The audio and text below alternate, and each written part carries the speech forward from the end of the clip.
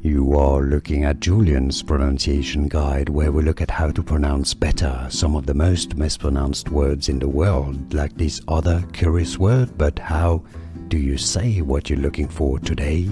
This is a very interesting name of a figure of speech.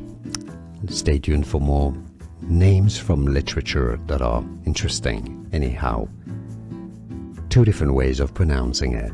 In British English, it's normally said as litotes, litotes, litotes, okay?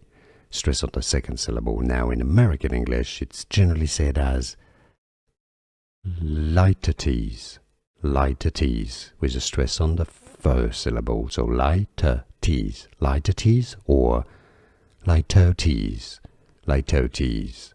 And now you know. Here are more videos on how to pronounce more confusing words and names too many mispronounced. Like this video if you found it useful. I appreciate your support. I'll see you soon and thanks for watching.